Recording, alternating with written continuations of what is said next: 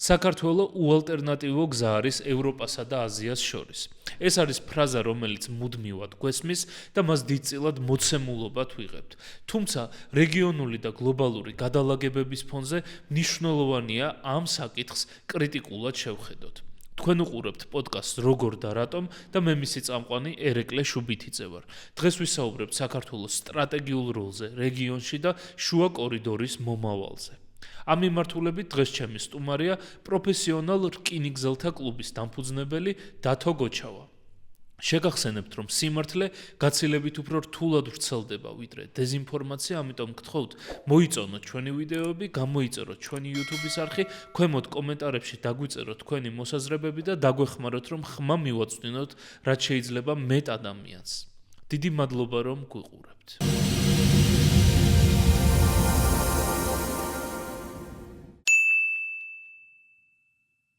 ძალიან დიდი მადლობა სტუმრობისთვის. დღეს ძალიან საინტერესო თემაზე უნდა ვისაუბროთ. ეს არის საქართველოს სტრატეგიული როლი რეგიონში და ეს შუა კორიდორის თემა, რომელიც საინფორმაციო გარემოში ძალიან ესე ერთის მხრივ ზედაპირულად არის, მაგრამ ასევე აყვანილია ძალიან მაღალ სტრატეგიულ მნიშვნელობაზე. ოპოზიციაც, მთავრობაც პრაქტიკულად ამ თემაზე საუბრობს მუდმივად. ერთის მხრივ არის საუბარი, რომ ჩვენ ევროპას ვჭირდებით, იმიტომ რომ ეს არის ჩვენი ძირითადი ფუნქცია და ჩვენი სტრატეგიული მნიშვნელობა. მთავრობა ამით ვაჭრობს, რომ რახან ეს ჩვენი არის, მაშინ რაღაც დათმობებზე უნდა წავიდნენ. ამიტომ ეს თვითონ ეს შუა დერეფნის და სტრატეგიული მნიშვნელობის თემა ვფიქრობ, რომ ძალიან დეტალებში არის განსახილველი, განსაკუთრებით აი რეგიონში მიმდინარე მოვლენების ფონზე, როდესაც აზერბაიჯანი და სომხეთი დაზავდნენ, ასე ვთქვათ, და უკვე არის საუბარი საქართველოს გვერდისავლით სარკინიგზო გზების გაკეთებაზე, სატრანსპორტო გზების გაკეთებაზე და მინდა გავიაროთ დეტალურად ეს ყველაფერი როგორ აისახება ჩვენს როლზე, კარგავს თუ არა საქართველოს თავის სტრატეგიულ მნიშვნელობას და მოდით შევხედოთ ამას თავიდან დავიწყოთ ეს ყველაფერი და კონკრეტულად რა არის ეს შუა კორიდორი, შუა დერეფანი, რასაც ყოველდღე ახსენებენ, რას ნიშნავს ეს ჩვენთვის, რა არის ზოგადად და რატო არის მნიშვნელოვანი? დიდი მადლობა მოწვევისთვის. შუა დერეფანი სანამ დაიბადებოდა და სანამ გაჩნდებოდა ეს ტერმინი ზოგადად, მანამდე რა გეოპოლიტიკური და გეოსტრატეგიული მნიშვნელობა ჰქონდა საქართველოს. მანამდე რა არ ჰქონდა, ქვეყანა არ იყო. შუა დერეფანი როდის დაიბადა, როდის გაჩნდა 2010 წლის შემდეგ, უფრო სწორედ 2008 წლის ომის შემდეგ. თქვენ გაგიკვირდებათ შეიძლება, აი მე ვაბამ ამ ყველაფერს 2008 წლის ომს. და იცით რატომ? 2008 წლის ომის შემდეგ თურქეთის მთავრობა იწყებს მუშაობას იმაზე, ხედავს, რომ საქართველოზე გამავალი მარშრუტი და საქართველოს მდებარეობა მოწყვლადია და ცდილობს რაღაცნაირად გამონახოს გზები, ხომ არ არსებობს, ანუ თეორიაზეა საჭირო საუბარი. რამე იმის გაკეთების, რამე იმისთანა პროექტის მოფიქრების, რომელიც განსხვავებული იქნება აშკარად, მკაფიოდ ან დასავლური პროექტებისგან, ან რუსული პროექტებისგან. აი ამ ამბავში დავალება ეძლევა რუსეთისა და სამხრეთ კავკასიის დეპარტამენტის უფროს თურქეთის საგარეო საქმეთა სამინისტროში. მე სპეციალურად წამოვიღე ამ კაცის სახელი და გვარი, ვეღარ ვიმახსოვრებ. ფათიხ ჯეილანი, ადამიანი, რომელიც დღესაც აქტიურობს, დიპლომატი, რომელსაც ვაკვირდები ყოფილ Twitter-ზე, X-ზე, მის ასე ვთქვათ პუბლიკაციებს ვეცნობი. აი ამ ადამიანმა მოიფიქრა ეს. ეს ხდება 2009-2010 წლებში. როცა შეიმუშავებენ პროექტს და ამ პროექტს დაარქმევენ იმისათვის, რომ განსხვავებული იყოს ჩრდილოეთის დერეფნისგან და სამხრეთის დერეფნისგან, ირანზე გამავალ დერეფანზე საუბარი, არ უნდა თურქეთს დამოკიდებული იყოს არც რუსეთზე, არც ირანზე და ცდილობს რაღაცა გზების გამონახვას, რაღაცა ახალი პროექტს, უნდა რომ ახალ პროექტს ჩაუყაროს საფუძველი. და აქ ჩდება ეს ტერმინი, შუა დერეფანი. აი აქედან მოდის, ანუ უყურეთ 2008 წლის ომი საქართველოს თავგანწირვა რუსების შეჩერება, შუა დერეფნის დაბადება. თქვენ ამ პუნქტებს ასე ჩამოთulis ვერავისგან ვერ გაიგებთ. მაგრამ ჩემი უფლებაა მე როცა ვაკვირდები, ვსწავლობ, ვიკვლევ რაღაცა სტატიებს, კვლევებს, სხვა ამ თემით დაინტერესებული კვლევითი ცენტრების ნამუშევრებს როცა ვეცნობი, მე ამ ლოგიკურ ძაბს, ლოგიკურ ბმას ვხედავ. გაჩნდა შუა დერეფანი. და რა არის ახლა ეს შუა დერეფანი, ხო? საინტერესოა. ეს არის ოფიციალურად, იურიდიულად ამას აფორმებენ ყაზახეთის რკინიგზა, აზერბაიჯანის რკინიგზა, საქართველოს რკინიგზა. დააკვირდით, იდეა ვისია? თურქი არ ჩანს. იმ დროს ვინმესთვის რომ გეტყვათ, რომ ყაზახეთის, აზერბაიჯანის და საქართველოს რკინიგზის ხელმძღვანელები ამ ხელა პროექტზე დაფიქრდნენ, ჯერ ვინ არის ამის გამკეთებელი?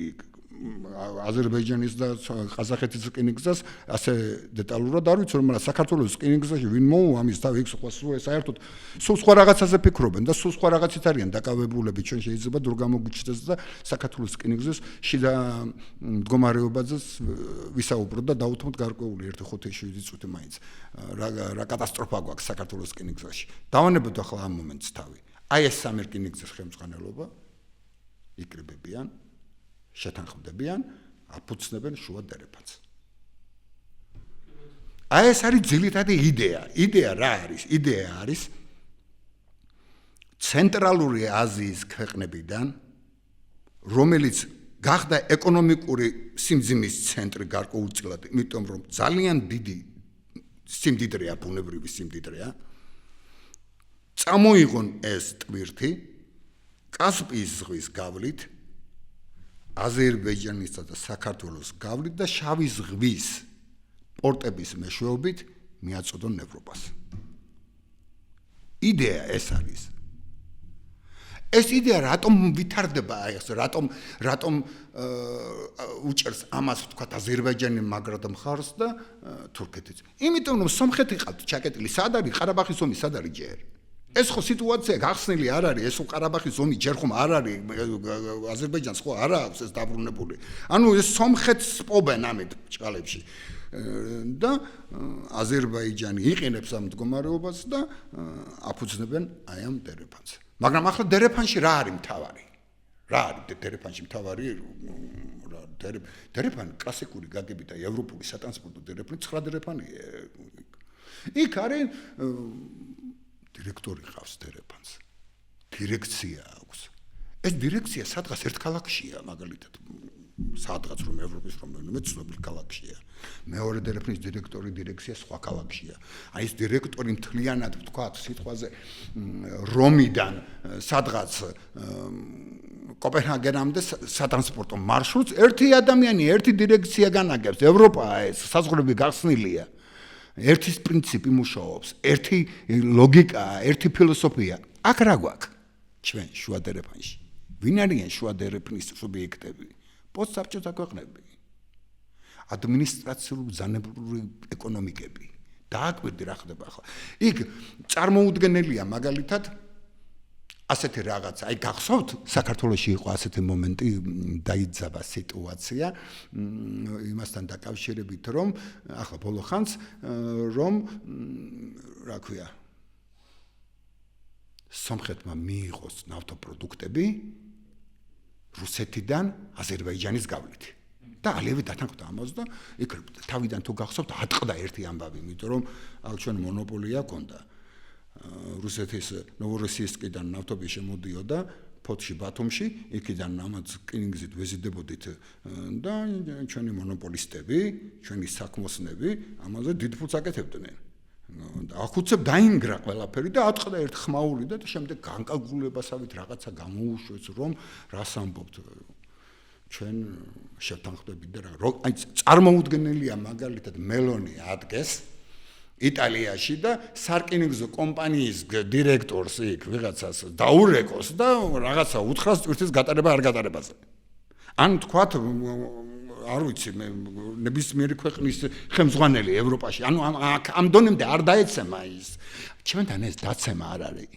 ჩვენთან ეს არის ზუსტად ის პოსტსაბჭოური აზროვნება, ფილოსოფია, რომ იქ ვიღაცა ალიევი წყვეტს, აქ ვიღაცა სხვა წყვეტს ამ ტვირთების გადაზიდვას, იმიტომ რომ ეს დიდ ფულთან არის დაკავშირებული და ეს წდება სხვანაირად, სხვა ჩრდილოვანი რაღაცა გარიგებებით მორიგე, ასეთი რაღაცა გამორიცხეთ ევროპულ დერეფნებში. მაგრამ რა ვქნათ ახლა ჩვენ გვაქვს ეს პოსტსაბჭოთა ქვეყნებისგან შედგენილი დერეფანი, ეს დერეფანი ვითარდება, ეს დერეფანი ძალებს იკრებს და ამისი მასტიმულირებელი პირველი ფაქტორი ეს არის უკრაინაში მიმდინარე ომი. სწორედ ამ ომმა გამოაჩინა დერეფნის ასე ვთქვათ პლუსები, მინუსებიც სხვათა შორის. ძალიან ბევრი მინუსიც აქვს, მაგრამ ტოქსიკური გახდა ჩრდილოეთის დერეფანი. დასავლეთის საფინანსო სისტემებისთვის ჩრდილოეთის დერეფანთან მუშაობა რისკია. ამიტომ იქ სხვანაირად ასაფიქრობენ ევროპელი ტვირთმფლობელები. სხვა გზებს ეძებენ. მე ახლა ამ მომენტში შევწყვიტა, შემდეგ კითხვას დაველოდებით თქვენსას, იმიტომ რომ მე ეს ისხელა თემა რა მიმართულებითაც არ უნდა წავიდეთ ჩვენ, რა მიმართულებითაც. საათნახევრის სალაპარაკო, ამიტომ მე მიჭირს მიმართულების არჩევა, ამიტომ გთხოვთ კი, აუცილებლად. ანუ მიმართულება ძალიან მარტივი არის. საინტერესოა ეს ყველაფერი რომ შეიქმნა უფრო 2022 წლის შემდეგ რუსეთი როცა შეიჭრა უკრაინაში, რომ ინტერესი გაჩნდა და გამოჩნდა, რომ რუსეთი აღარ არის სანდო და რუსეთის გვერდისავლით უფრო უნდა განვითარდეს ეს ყველაფერი. ამ მომენტში შეიძინა საქართველოს სტრატეგიული მნიშვნელობა თუ მანამდეც ჰქონდა რაღაცა ტიპის სტრატეგიული მნიშვნელობა? სტრატეგიული მნიშვნელობა საქართველოსი ცოტა როგორ შეიძლება ბევრს ეწყინოს და შეიძლება ბევრმა არ ცოტა გაზვიადებული მგონია. გაზვიადებული მგონია რა სტრატეგიული მნიშვნელობა კი არ გვაქვს ჩვენ. ჩვენ გვაქვს სტრატეგიული შესაძლებლობა, პოტენციალი გვაქვს. და თუ არ გამოვიყენებთ ამას, სტრატეგიული მნიშვნელობა გაქრება, აბსოლუტურად გაქრება და კი ბატონო, ვისაუბროთ, აი მე რაში ვხედავ სტრატეგიულ მნიშვნელობას, საქართველოს სტრატეგიულ მნიშვნელობას აი შუა დერეფანში. აი წამოვიდა ის პოსტსაბჭოთა ქვეყნიდან, ხო აუგრიჩნეთ რომ მოდის ეს მაფიოზური ტურტები მოდის. ცენტრალური აზიიდან. ცენტრალური აზიიდან ყველა ქვეყანა მაფიოზურია, აბსოლუტურად ყველა ქვეყანა, აზერბაიჯანის ჩათვლით, ყაზახეთი, თურქმენეთი, ტაჯიკეთი არ აქვს მნიშვნელობა. ზიან ტიპები გარკვეულ ქვეყნას მილიარდიან ქვეყნებს მართავენ თავიანთი არანაირი დემოკრატია, არანაირი თავისუფალი ბაზარი, არანაირი არაფერი არ არსებობს. იქ არსებობს მხოლოდ ერთი ბრძანება, ადმინისტრირება. მორჩა, მოვიდა ტვირთი ახლა ჩვენთან. ჩვენი ფუნქციაა გადასცე ეს თავისუფალ ბაზარს. მიხდით მე ჩემს ფუნქციას საწყო. მე უნდა ვიყო აი ქართველი კაცი, როგორი ჭკვიანი უნდა ვიყო. რომ უნდა ვიცნობდე იმ პოსტსაბჭოთა აზროვნებას, ვიცნობ კი არა სისხლ ზარხში მაგ გამჯდარი. აი ზუსტად მე რომ ვიცნობ ისე ვინ იცნობს. აი ამ აზროვნებას და აი ამ ფილოსოფიას. ჩემზე კი არ ზაუბრობ ქართველ კაცს. ზოგადად ქართველი კაცი ის მოფიქრებულია ამ სქემების 90% რუსეთში. აი მოვიდა ეს ჭალებში ბინძური ტვირთი. ეს უნდა გავასუფთავო მე. მიხდი ტვირთის გათეთრებაზეა საუბარი. არა, იმ გაგებით კი არ ვამბობ მე. ტვირთს თავი დავანებოთ, ანუ ტვირთს ტვირთის პრობლემა არ არის. მოვიდა ასეთი ტვირთი ჩემთან, ასეთი გზა გამოიარა, მაფიოზური გზა და მე ჩემთან არის და ახლა ეს ტვირთი უნდა გადავცეთ თავისუფალ ბაზარს. აი უყურეთ რა ხდება. თვითონ ეს სარკინიგზო გადაზიდვები საიდან წამოვიდა? აი ვინ განავითარა ეს სარკინიგზო გადაზიდვები? ახლა ჩვენ დერეფანი დავიწყეთ, სარკინიგზო გადაზიდვები საიდან მოდის? საიდან განვითარდა აზიის დაკავშირება ევროპასთან რკინიგზით, საქართველოს გავლით, აზერბაიჯანის გავლით, კასპიის პირველი სარკინიგზო გადაზიდვები დაიწყო ჩინეთმა. იდეა მიაწოდნეს გერმანელებმა. გერმანელებს ჰქონდათ ჩინეთში საკომპიუტერო ქარხნები და მისი მაკომპლექტებელი ნაწილების დაც. ამისთვის, დავის კომპანიის დირექტორი და ერთ ინჟინერს უთხრა რა, აი ამ სფეროში ვინც მუშაობდა, იმას რამე მოიფიქრე, ტრანსიმპერი წავიღოთო. ჩავიტანო მაგასო 6 დღეშიო 7 დღეშიო სიტყვაზე ვთქვა ჩავიტანო და სწრაფად მიიღებსო და საწყობის ფულის არ გვექნება გადასახდელიო იმიტომ რომ რეგულარულ რეისებს თუ გავაკეთებთო ჩინეთსა და ევროპას შორის რეგულარულ რეისებს თუ გავაკეთებთ მაშინ ქარხანა სასაწყობო ფული არ დაიხარჯებოდა ანუ მე მექნება კომპონენტები მატარებელში აი მოძრავ ბორბლებზე საწყობში რო გააკეთეს ჩინელებმა ფიქრი დაიწყეს და ჩინელებმა როცა წამოიწყეს 2013 წელს ინიციატივა სარტყელი და გზა ფიქრობენ რა მილიონამდე სტატია დაიბეჭდა თურმე ჩინეთში ახლა ჩინეთს არ გაუჭირდებოდა მილიონი სტატიის დაბეჭდა მაგრამ მაინც ხო დიდი ის არის და ერთ-ერთი ასეთი იდეა დაიბადა ჩინეთის დასავლეთის რეგიონები ხო ეკონომიკურად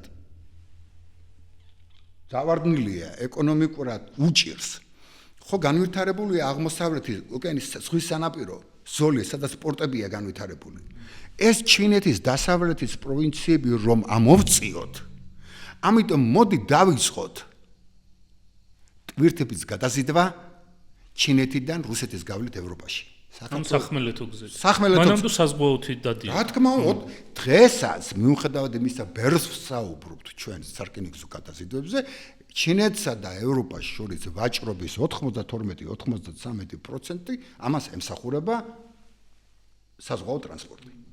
საზღვაო ტრანსპორტი რომ დაჩაგროს სარკინიგზო ტრანსპორტმა, სახმელეთო თრანსპორტმა ზოგადად ეს გამორიცხოთ ამისთან რაღაც არ არსებობს რა.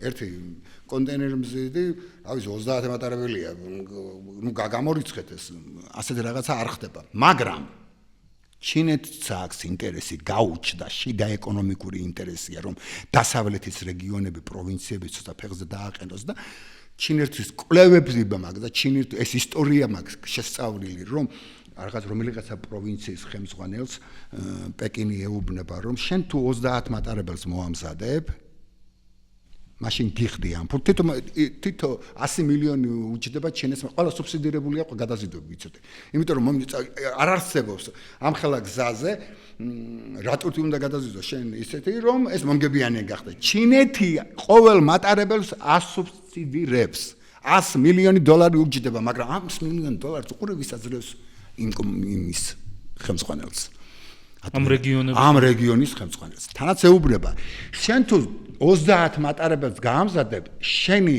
ზრდა იერარქიულ კიბეზე დაჩქარდება დაგაწინაურებენ ნუ თავიდან ერთი ამბავი იყო თავიდან 30 ვაგონიან მატარებელში 10 ვაგონი ცარიელი იყო რო აბარებდნენ ხო ისე ხო ხდებით ისე აჩენეთ ისე ვინ არის მაგის შემოწმებული მაგრამ რო შეამოწმეს ძალიან ბევრი ხალხი დაიჭერეს ციხეში გაუშვეს ზოგი დახვრიტეს შემოაღწია რაღაც რეპრესიები იყო საბოლოოდ დაალაგეს მაგრამ იდეა ამ სარკინიგზო გადაზიდვების განვითარებისა მე მინდა ჩემს მსმენელს უთხრა კონკრეტულად ფაქტობრივად თუ ვინმეს დაინტერესდება კვლევებით შემიძლია მივუთითო თავისი ლინკებით და რაღაცებით არ არის პრობლემა ეს არის პეკინის იდეა რომ განავითაროს სახმელეთო გადაზიდვები სარკინიგზო გადაზიდვები ჩინეთიდან ევროპაში აი მერე ეს დერეფანი რო ჩდება რა მანამდე სად ვიყავით ჩვენ მანამდე რა არ ქონდა გეოპოლიტიკური მნიშვნელობა და სტრატეგია ახლა ამ გადაზიდვებს რომ ვუკავშირებთ ჩვენ 2013 წელს იწყებს ჩინეთი ამ ამბავს მანამდე რა ქვეყანა არ ქონდა სტრატეგია არ ქონდა მაშინ მანამდე რატო ჭირდებოდით ჩვენ ევროპის კავშირს თქვა სიტყვაზე ან ვინმე ეს მნიშვნელობა როგორ არ ქონდა მაგრამ ეს მაინც და მაინც არ უკავშირდება კიდე თუ არა შენ რაღაცა გადაზიდვების ცენტრი ხარ ჯერ ერთი უნდა ვიცოდეთ და პირდაპირ ვაცხადებ ყოველგვარი რაღაცა მორიდების გარეშე შენ რომ გახდე სერიოზული მოთამაშე ამ დერეფნებში და საერთოდ ევროპასა და აზიას შორის გადაზიდვებში ფოჩი ამსტერდამი უნდა კონდეს და საქართველოს რკინიგზა უნდა იყოს დაახლოებით შვეიცარიის რკინიგზა შანსი არ აქვს სხვანაირად როგორ უნდა კონდეს ეს როგორ უნდა გააკეთოს ახლა მე სხვა თემაზე გადავალ თქვენი ნებართ თუ მომწონთ უფლებას საქართველოს რკინიგზას ვინ მართავს ესეც როგორი აზროვნების შედეგია, იცი ყველა ფიქრობს, აი სახელმწიფო კომპანია კი არის, იმიტომ რომ აქციების 100%-ის მფლობელი სახელმწიფოა, იმიტომ რომ აქციებს თავისუფლება გაყიდვაში, სააქციო საზოგადოება კი არის, მაგრამ აქციონერები არ ყავს. საქართველოს დღეს აქციონერები არ ყავს. მართავს დირექტორთა საბჭო. დირექტორთა საბჭოში შეხვალთ ზიან ხუთნი. უბრალოდ ბიოგრაფია ამოვიღოთ თავისუფალია, ხო? დავაკვირდებით, შევისწავლოთ. არც ერთი რკინიგზელი არ არის. თქვენ წარმოგიდგენიათ საქართველოს რკინიგზას კომპანიას, ყველაზე დიდ დამსაქმებელს საქართველოში, რომელმაც უნდა უზრუნველყოს სარკინიგზო გადაზიდვები საქართველოში, რომელმაც უნდა უზრუნველყოს საქართველოს სტრატეგიული ფუნქცია, მართავს არაპროფესიონალების გუნდი. როგორ გინდა შენ ეს გააკეთო? ვერ გააკეთებ ვერანაირად. აი მაგალითად არ მინდა ახლა კიდევ სულ გავაკეთო. არა, მოდით ცოტა თემას დაუბრუნდეთ. ამის დროც გვექნება რომ ამ შიდა თემებზე ვისაუბროთ, ჯერ მინდა რომ ცოტა გლობალურად შევხედოთ ამ ყველაფერს. ჩვენ გავიარეთ რომ ეს შუა კორიდორის იდეა იყო თურქების მიერ წამოწეული და დაგეგმილი ინიცირებული და ჩვენ ასევე ვისაუბრეთ რომ შემდეგ ამ ყველაფერს უпростоრად მანამდე ჩინეთს ჰქონდა ინტერესი რომ თავისი პროვინციები გაემდიდრებინა, ასე ვთქვათ და სუბსიდირების მხრივ უშვებდა ამ ასე ვთქვათ მატარებლებს ამ მიმართულებით. იქნება ეს რუსეთის გავლით, რუსეთი, ბელორუსი, ხო, გასაგებია. და ამ ყველაფერში შემდეგ ჩაერთო უკვე საქართველოს გავლით შუა კორიდორის იდეა. ამ ჩინეთის დიდ გეგმაში, რომ იქიდან ეზიდათ სახმელეთო გზებით. მაგრამ დღესდღეობით ეს საზღვაო მიმართულება არის ყველაზე მნიშვნელოვანი მაინც ჩინეთისთვის და ეს არის ასე ვთქვათ გვერდითი მოვლენა. რეალურად მაშინ, როდესაც ჩვენ ვსაუბრობთ, ანუ ეს ერთი არის, რომ სარკინიგზო გადაზიდვები. აქ ხომ სარკინიგზოს გარდა ნავთობ სადენები გადის, გაზსადენები გადის, რომელიც ასევე ალტერნატიული გზა არის რუსეთის გვერდისავლით. ანუ ესეც ხო ითვლება შუა კორიდორში. ბოდიში ერთი წელი ითვლება კი არა, ის არის პირველი ბლოკი.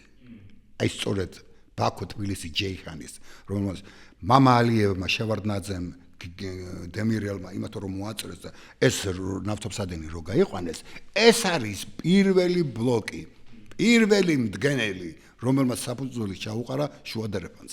აქედან იწყება ყველაფერი პრაქტიკაში, პრაქტიკულად გულით. კი ბატონო. ანუ ეს ყველაფერი ჯამში საქართველოს რა თქმა უნდა აქცევს მნიშვნელოვან მოთამაშედ და აძლევს მის გეოგრაფიას რაღაცა ტიპის მნიშვნელობას, დიდ მნიშვნელობას. მაგრამ ასევე ეს არის საინტერესო რუსეთისთვის, იმიტომ რომ ეს თუ რუსეთის გვერდის ავლის გეგმა არის, მაშინ რუსეთის ინტერესებში არის, რომ ეს გზა თვითონ აკონტროლოს და თვითონ ჩახერგოს, ხო? ანუ ეს ავტომატურად ქმნის თუ არა რუსეთისთვის დამატებით ინტერესს საქართველოს რეგიონში და ევროპისთვის დამატებით ინტერესს, რომ ეს გზა რუსეთმა ხელში არ ჩაიგდოს და კიდევ ერთი გზა, ასე ვთქვათ, შუა კორიდორი არ განაგოს თვითონ თავისი ნების მიხედვით. არის თუ არა ეს ის რეალობა, რომელშიც დღეს ჩვენ ვართ? რა თქმა უნდა. რუსეთი ხო ხვდება, რუსეთმა ხო მიცის რომ სამხრეთ კავკასიის გასაღები მიუხედავად იმისა, რაც არ უნდა აკეთოს ერევანში, ან რაც არ უნდა აკეთოს ბაქოში, სამხრეთ კავკასიის გასაღები თბილისშია. მას შეუძლია ხომ ძალიან სწრაფად უხეში ძალის გამოყენებით, თქვათ გადაწყვიტოს ეს ამბავი. და ამიტომ არის მე ყოველთვის რომ ვამბობ რა, არ ვიცი, მე ყოველთვის ჩვენს მომავალს უკრაინაში მიმდინარე ომს უკავშირებ. ღმერთმა არქნას და რუსეთმა რო გაიმარჯვეს იმ უკრაინის ომში, დასრულდა ჩვენი გეოსტრატეგიული მნიშვნელობა და ყველაფერი. ნუ არა მარტო გეოსტრატეგიული. არა, ხო ხვდები, დასრულდა, გახვდებით პერიფერია. რომელიღაცა დიდი ქვეყნის და დასრულდება ეს ამბავი ყველაფერი. კი ბატონო.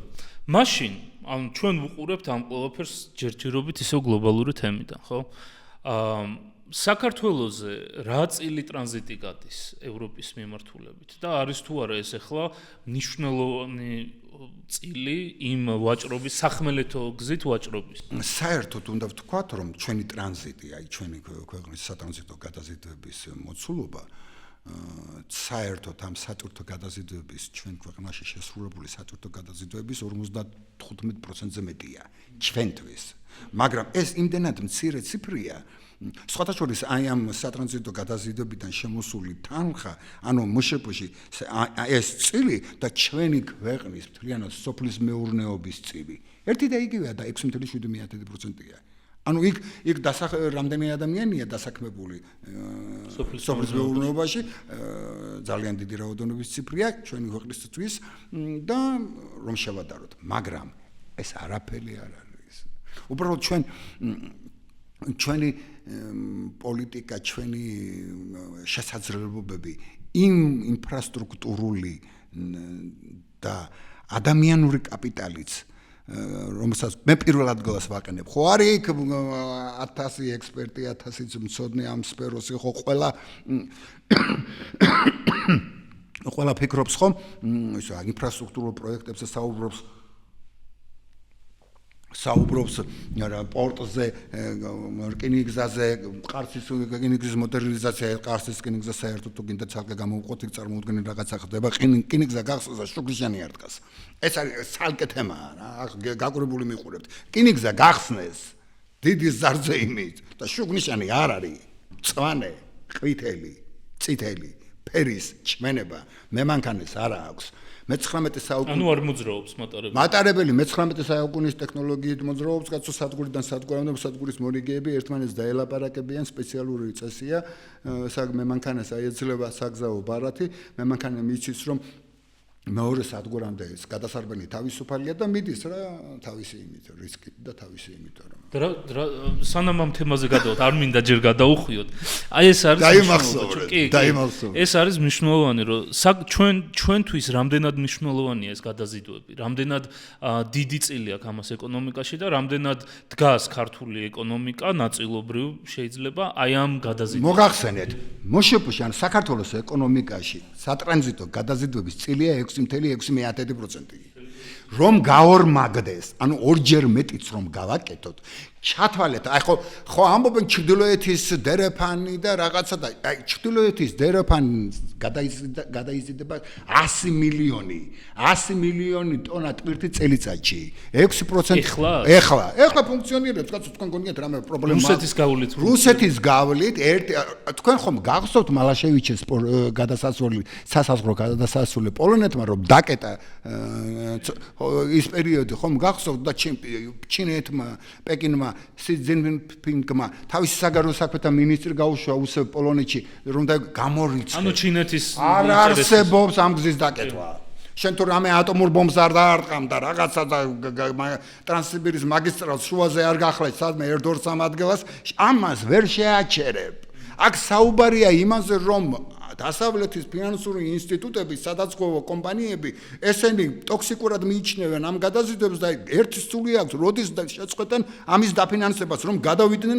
თორე ალტერნატივა ამ ეტაპზე არ არის. არ არის, გამორიცხეთ. და ეხლა საინტერესო თემაზე გადავდივართ, რაც არის ჩემი შემდეგი კითხვა, რომ ეხლა რა ციფრებსაც უყურებთ. ეს არის იმიტომ, რომ რუსეთი მაინც მიმზიდველი არის გადამზიდვავებისთვის თუ იმიტომ, რომ საქართველოს ჯერჯერობით არ აქვს ის რესურსი, რომ გაატაროს ის რაოდენობა, რა მოთხოვნაც არის რეალურად. როგორც კი ჩინეთიდან ტვირთი დაიძრება, სანამ მიადგება პოლონეთის ანუ ევროპის კავშირის საზღვარს, მას არ აჩერებს არავინ და არაფერი. ახლა თქვენ წარმოიდგინეთ მარტო ჩვენს გადასასვლელზე გარდაბანში აზერბაიჯანის მხარეს არის სადგური ბეოკეასიგი, მეორე მხარეს არის გარდაბანი. გარდაბნის მთავარი ინჟინერი ვიყავი წლების განმავლობაში და ვიცი ზუსტად ვიცი გარდაბნის თითოეულ ლიანდაგს შპალს და იმას ვიცნობ ეკაურობას ძალიან კარგად. იქითაც ნამყოფი ვარ ბეოკეასიაში გადავსულ. არა უყურე რა ხდება. მოდის მატარებელი. იქ ხო არ ჩერდება თქვა ბელორუს-რუსეთის საზღვარზე ხო არ ჩერდება მატარებელი. ახლა უყურე ჩვენთან რა ხდება. მატარებელი მოდის ბეოკეასაში აჩერებენ. იქ 1-2-3 საათი დგას. შემდეგ გადმოვა საქართველოში, შემოვა გარდაბანში, გარდაბანშიც კიდევ ამდენი ხანი მებაჟეები სასაზღვრო სამსახური. არადა სინამდვილეში როგორ უნდა იყოს. ეს შეთანხმება წაკითხული მაქვს. გარდაბანში ყოფილი, გაკურვებული დავრჩი. გადაცემის საზღვარად დადგენილია ბეოკეასიკი. ანუ მებაჟე, მესაზღვრე, იქ რაღაც ანტისანიტარული რაღაც სანიტარული სამსახურებიც რომ არის რა საზღვარზე. ყველაფერი ეს თავმოყრილი უნდა იყოს ბეოკეასკში. ანუ აზერბაიჯანში. მაგრამ ჩვენ აზერბაიჯანში საზღვრის მეორე მხარეს. იმიტომ რომ ის დადგენდა გადაცემის საზღვრად, დადგენდა ბეოკეასკი. ჩვენს მებაჟეს ახლა მებაჟე ხო იცი სერიოზული თანამდებობა რა ყოველ შემთხვევაში მებაჟე ასეთ სულის თვლის. იმიტომ რომ შემოსავალი აქვს. აი პოსტსაბჭოთა ფილოსოფია ისევსაც გაჩნდა. ის იკადრებს ახლა ბეოკეაზიაში გადასვლას და იქ მეორე ერთ მხარეს უნდა გაყვეს აზერბაიჯანელი მებაჟე, მეორე მხარეს უნდა გაყვეს ქართველი მებაჟე, მათ შემადგენლობის დათვალიერების დროს. აზერბაიჯანელი მებაჟე ქართველ მებაჟესთან საქმეს დაიკავებს ახლა ლიანდაგებში. მაგას თავისი გეგმა აქვს, თავისი რაღაცები. აქ შემოვიდეს არ ურჩევნია. ანუ ორმაგი დუბლირება. სოფლიო ბანკის ბოლო კვლევაში შუადერეფნის შესახებ წერია, რომ ერთ-ერთი ვიწრო ადგილი არის ბეოკეაზეთის სასაზღვრო გადასასვლელი. ასხვა რამდენი ასეთი გადასასვლელია. ეს ჩვენსა და აზერბაიჯანს შორის. შემდეგ აი ისა კასპიის ზღვა. კასპიის ზღვიდან წავიდა ტვირთი, ან პირიქით აქედან იქ ხომ სხვა ქვეყნის საბაჟო ხვდება. შემდეგ ყაზახეთი, შემდეგ ყაზახეთმა ცენტრალური აზიის ქვეყნებში რომ უნდა გაანაწილოს იქ სასაზღვრო გადასასვლელები აქვს ყველგან. ორმაგი ისე როგორც ჩვენთანაა ისე არის იქაც. აქედან მხარეს, იქიდან მხარეს. ჩრდილოეთის დერეფანში არ არის ეს ბარიერები. სხვათა შორის კიდევ უფრო მეც გეტყვით, იცით ერთობლივი საწარმო რო შეიქმნა, კომპანია რო შეიქმნა ყაზახეთს, საქართველოსსა და აზერბაიჯანის ის შეიქმნა რა ერთმა კომპანიამ უნდა უხელმძღვანელოს ამ ყაზახეთის ჩინეთის საზღვრიდან შავი ზღვის პორტებამდე გადაზიდვებს. ის კომპანია საბუთები დოკუმენტები არც სადარ ჩანს. იგივე კაცია გრომი.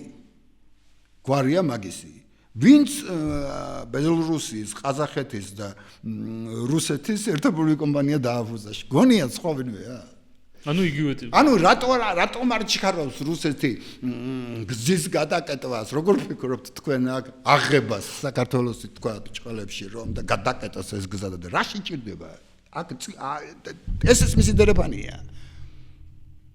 მიხვდით ის გრომი მოდის საიდან რა ის არის ხოთაშურის სპეციალისტია ხოთაშურის პროფესიონალია ხოდარკოვსკის კომპანიაში ნავთობის სარკინიგზო გადაზიდვების დეპარტამენტის უფროსი იყო იქიდან დაწინაურდა შემდეგ და ეს სქემა მოეწყო ანუ თეორიულად შუა კორიდორსაც რუსეთი აკონტროლებს ასე გამოდის ოღონდ არ ჩანს ეს გრომი არცად მაგრამ მე ვიცი სტატია შემხვდა 1-2 იმისთანა რომ ის საბუთებია რომ დარბიანო ახლაო იქ კომპანიას რომ აფუძნებენო ყველაფერი ეს გრომის საბუთებით არისო ანუ ამასაც ხო ტვინი ჭირდება ხო ამის მოფიქრებას ხო ვიღაცა დაჯდეს ვიღაცას თქვენ გონია თავი უსყდება და ახლა საქართველოს რკინიგზაში ვინ დაჯდება ესა გამორიცხეთ ეს ამისთანა საერთაშორისო დოკუმენტაცია რომ შეადგინოს არც აზერბაიჯანში უსყდება თავი და არც ყაზახეთში ესენი არიან უკრაინელები ის რუსები და ის ელიტა ვინც ამ გადაზიდვებს ხელმძღვანელობს რუსეთში კი ბატონო ანუ ამ შუა კორიდორის პოტენციალი არის აუთვისებელი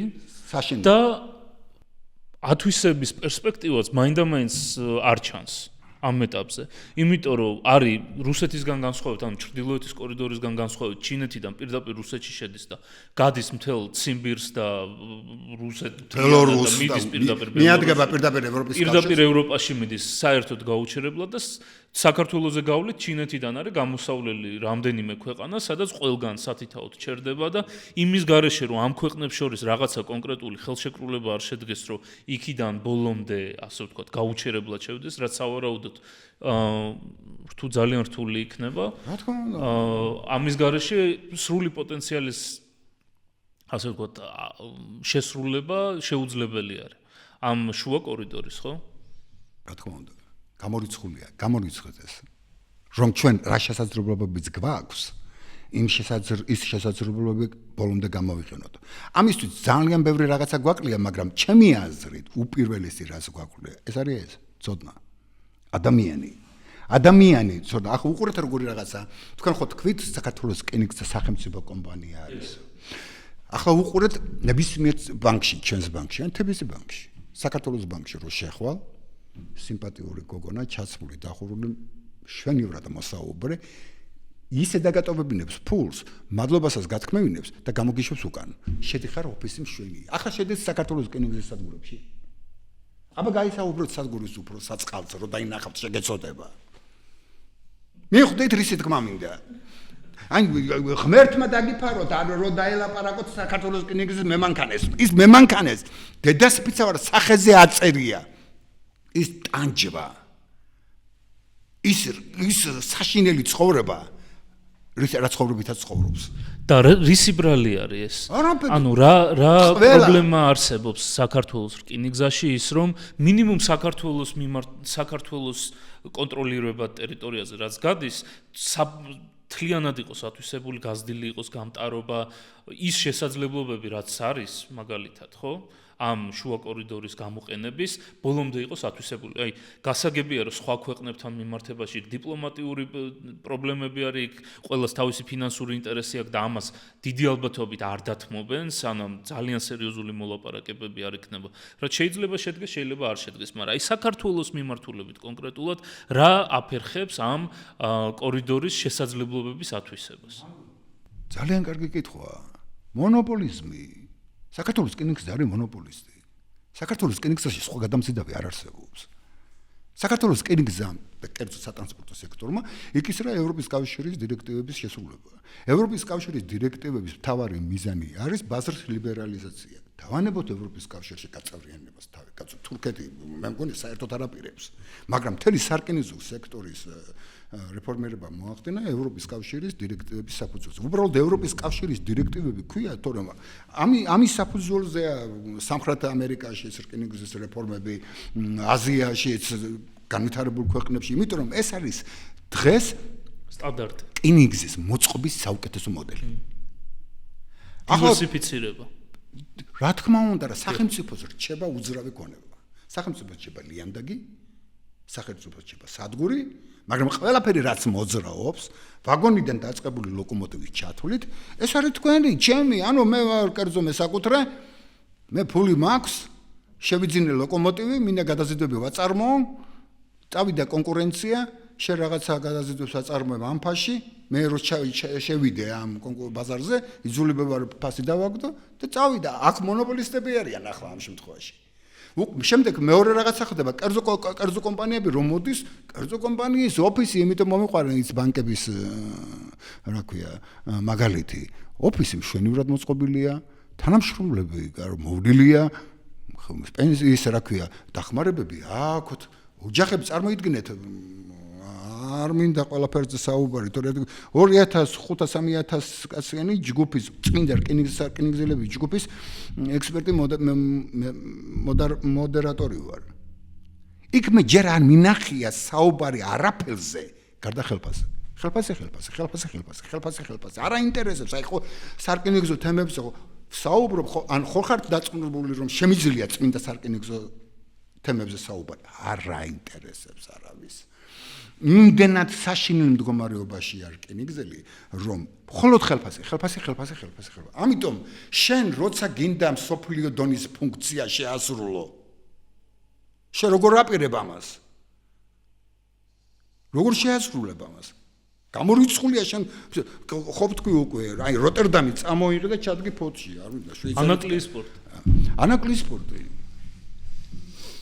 ანუ ერთი არის რომ შიგნ გადაზიდვებს უზრუნველყოფ და მეორე არის უკვე ევროპაში როგორ გაგაქვს და გაქვს თუ არა ამ გატანის შესაძლებლობა და ამის მნიშვნელოვანი ნაწილი არის ანაკლიის სპორტი, რომელიც ნუ არაშენებულა და ეს არის ზღვაზე გასასვლელი იმ ქვეყნებს, რომელიც ჩაკეტილია ცენტრალურ აზიაში, კასპიის ზღვა ხო არ არის კაცო. ტბა ჩაკეტილია. საერთოდ ნონსენსია. საერთოდ ნონსენსია იმაზე ლაპარაკი რომ შუა დერეფაში ცენტრალური ადგილი უკავია აზერბაიჯანს. როგორ შეიძლება აზერბაიჯანს ზღვაში ისა ზღვაზე გასასვლელი არ მქონე ქვეყანა სატრანსპორტო დერეფნის ცენტრალურის გახდეთ. სხვათა შორის რომ გაყვეთ ამ დერეფანში და როცა ვსწავლობ მე ამ დერეფნის გასულ განლაგებულ ქვეყნებს, არც ერთი ქვეყანა არ ამბობს რომ მე არ ვარ სტრატეგიული მნიშვნელობისო. აზერბაიჯანიც ამას ამბობს, ყაზახეთიც ამას ამბობს, თქვენ წარმოიდგინეთ თურქმენეთიც, ყირგიზეთიც, ყველა ამბობს, ჩვენ ვართ ამ დერეფნის ცენტრი, ჩვენ ვართ ამ დერეფნის სტრატეგიული სუბიექტები. ყველა ამბობს ახლა და მე იმდენი რაც გინდა იყვირე შენ. ანაკლიის სპორტი რა არის? ანაკლიის სპორტი ახლა ამ წუთას არის ერთ-ერთი შესაძლებლობა ჩინეთისა გახდეს რაღაც აქტივის მფლობელი შავ ზღვაში. შავ ზღვაში ის არ ფლობს არაფერს. გარდა იმისა, რომ აი ევროპის გარშემო საპორტო სიმძლავრეების 40% აკონტროლებს ჩინეთი. და ეს არის პირველი შემთხვევა, როცა შავი ზღვაში უნდა შემოსვლა. მიხვდით? ამიტომ როცა შენ ამ პორტს ანაკლის პორტს, რომელიც ნამდვილად შუაში დერეფნის კარიბჭე გახდება მეორე მხარეს, იმიტომ რომ იქით ამ მხარეს ლინგ იუნ კანგის პორტია. ეს პორტი 2013 წელს პირობა მისცა ყაზახებს, რომ გამოდიოდა ინიციატივა სარტყელი და გზა, რომ გამოაცხადა სი ძინფინგმა, მან თქვა, ერთ-ერთი უდიდესი პორტი იქნება თქვენ სამსახურში. ყაზახებს მისცა პირობა. რომელ პორტზეა საუბარი? ლინ იუნ კანგი. ძალიან რთული დასახელება აქვს და შეიძლება რაღაცა მეშორება, მაგრამ იმ ხუთეულში ჩინეთის უდიდესი პორტების ხუთეულშია, ანუ სტრატეგია შეუცვალა. ანუ პორტი, რომელიც მიმართული იყო ზღვისკენ და მთელი მისი სტრატეგია იყო ჩინეთის მომსახურება, აღმოსავლეთ ჩინეთის მომსახურება საზღვაო გადაზიდვებით, მას დავალება სტრატეგიული დავალება მიეცა, რომ ის უნდა გამხდარიყო შუა დერეფნის, ну თავიდან ყაზახებს დაპირდა და შემდეგ შუა დერეფნის მომსახურე პორტი. მეორე მხარეს, ანუ მაგიდასთან თუ იმ პორტის დირექტორი დაჯდება, ამ დერეფნის მეორე მხარეს ანაკლის დირექტორი ჯდება. და თუ მეორე მხარეს უნდა იჯდეს ანაკლის პორტის მფლობელი და ასე ვთქვათ დირექტორი და ამ ანაკლის პორტს ჩინური კომპანია აშენებს, მაშინ ეს რას ნიშნავს მთლიანად ამ კორიდორისთვის და ჩინეთიდან წამოსული ტვირთებისთვის? ეს არის სწორედ ჩინეთის მთავარი მამოძრავებელი ძალა იმასთან ერთად, რაც ვთქვით ჩვენ ადრე, რომ ის ეხმარება ამ სარკინიგზო გადაზიდვებით თავის დასავლეთ პროვინციებს ეკონომიკურ განვითარებაში. ეს არის სწორედ, ანუ კლასიკური გაგებით სატრანსპორტო დერეფანი რა არის? სატრანსპორტო დერეფანი არის რაღაც სახმელი თუ გზა, რომელიც იწყება ერთ დიდ პორტში და სრულდება მეორე დიდი პორტით. ეს შუა დერეფანი იწყება ჩინური პორტით, უნდა დასრულდეს საქართველოს პორტით. თუ საქართველოს პორტსაც ჩინური ინვესტიციები დავაშენებთ და გარკვეულწილად ჩინეთი იქნება ამას კი აცხადებენ, რომ იქ საკონტროლო პაკეტი და რაღაცა, მაგრამ რაში გჭირდება შენ? რაში გჭირდება შენ ჩინური, როცა შეგიძლია ევროპული ინვესტიციებით და დასავლეთის ინვესტიციებით ააშენო პორტი. მაშინ წარმოიდგინეთ ამ დერეფანს, შუა დერეფანს სრულიად თავისუფლად ყოველგვარი დაძაბვის გარეშე ჩინეთი გააკონტროლებს. სატარიფო პოლიტიკას, საერთო ტვირთების მოძრაობა, ყველაფერს აბსოლუტურად. ის კი არა ერთ მშვენიერ დღეს, როგორც ევროპულ სატრანსპორტო დერეფნებშია, გარკვეული განვითარების შემდეგ ჩვენი შვილები მოესწრებიან იმ დროს, როცა ამ დერეფანს ეყოლება ერთი დირექცია. და ეს დირექციის ოფისი სად იქნება გონია თქვენ ჩინეთში? ან გააკეთებენ თქვა თბილისში, რომ პოლიტიკურად მოიგონ, მაგრამ დააკონფლიქტებენ ჩინელებით. ან ჩინეთის ინტერესის დამყარებლებით. ჩემგან იწყება დერეფანი, ტვირთი ჩემია, ჩემი პორტით სრულდება. მორჩა გათავდა, სად არის საქართველოს გეოპოლიტიკური პასუხისმგებლობა, ფუნქცია და როლი? ჩვენ რა თქმა უნდა იქ ადმინისტრატორებს, სიტყვაზე ვიძახი ჩინოვნიკებს, ამათ გააჩერებენ მთავრობას, თუ არ იქნება დემოკრატიული მთავრობა და თუ არ იქნება მოაზროვნე მთავრობა, გააჩერებენ ფული უყვართ ჩვენებს ძალიან და გააჩერებენ.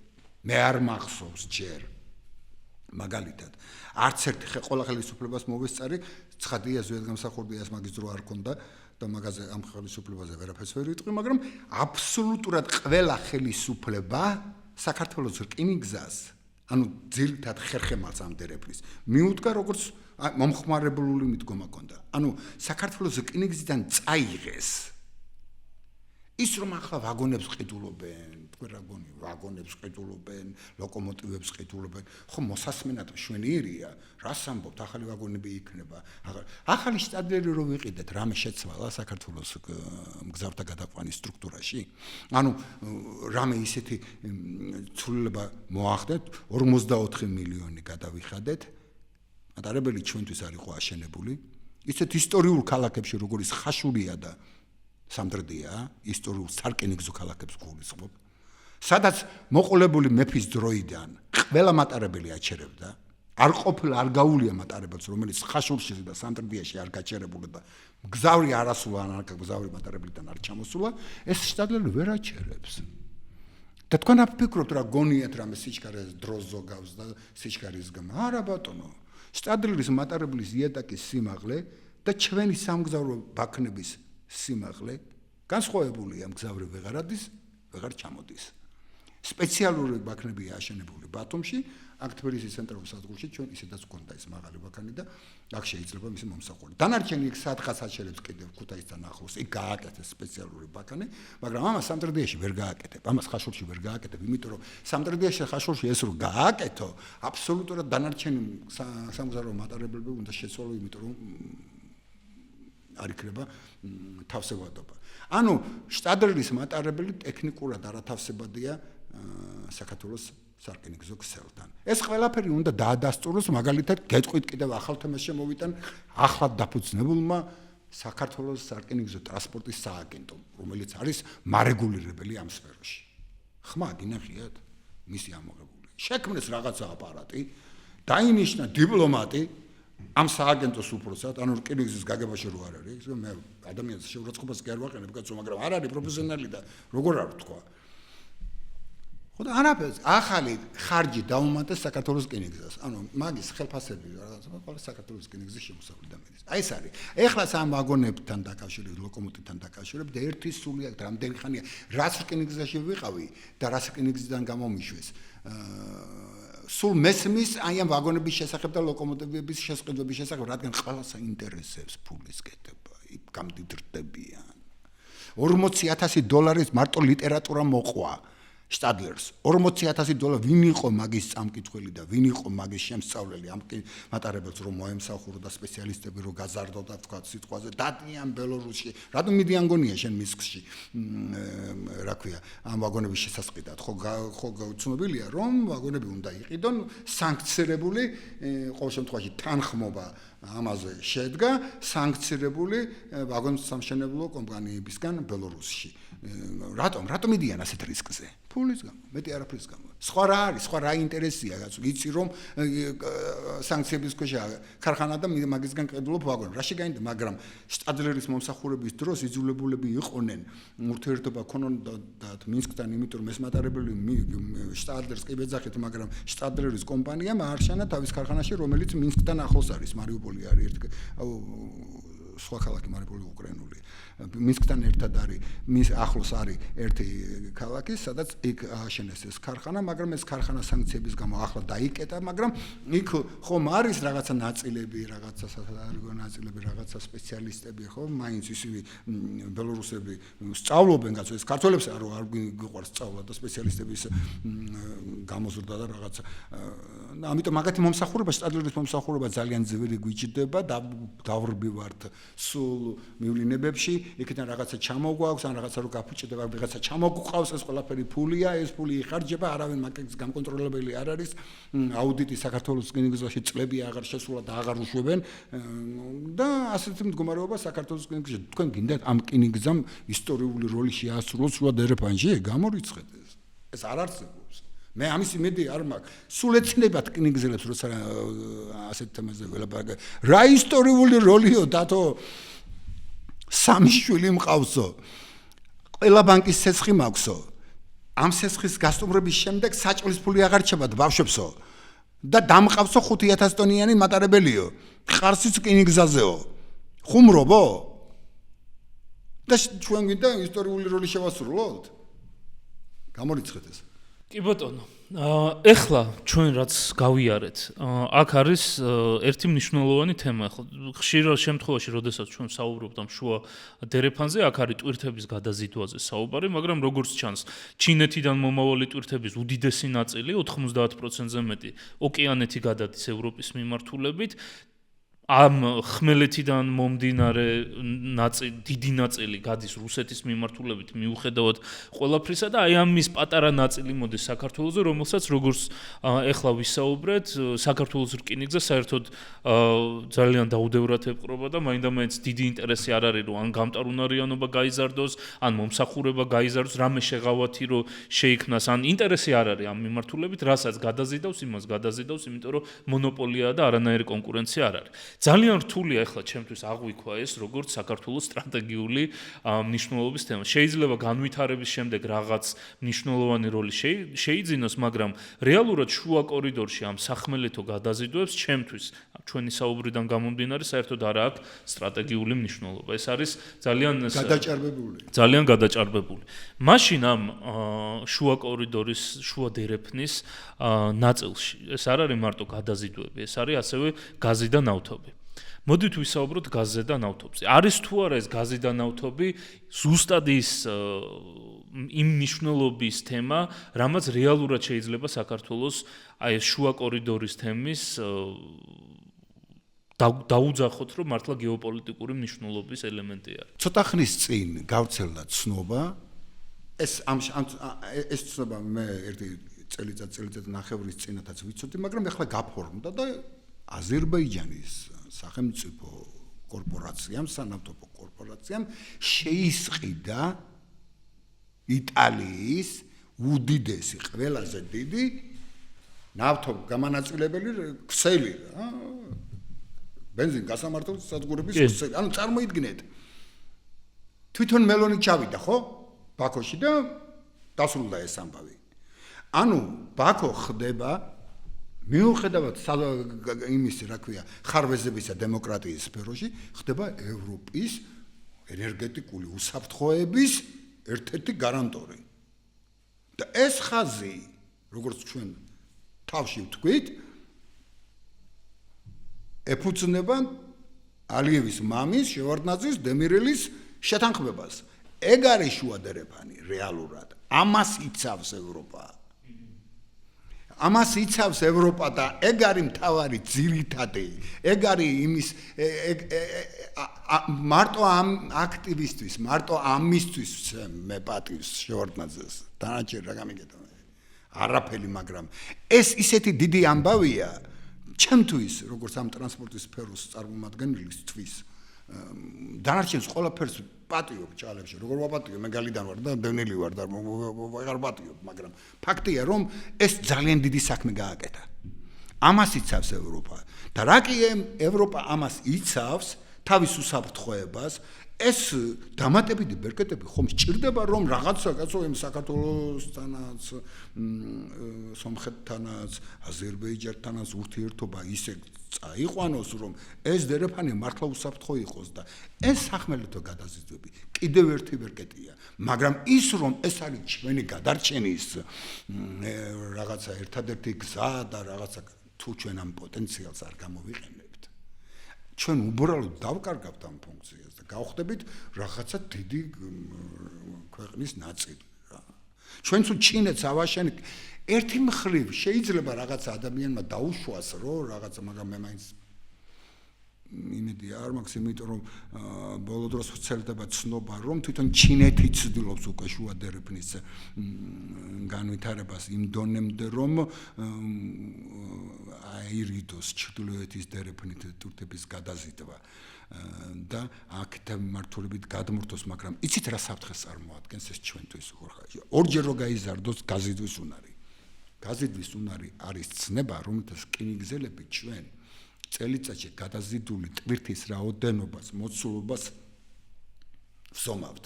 ხოლო გატარების უნარი არის დროის ერთეულში რაღაცა რკინიგზის უბანზე, თქვათ გარდაბნიდან ფოთამდე გატარებული მატარებლების რაოდენობა.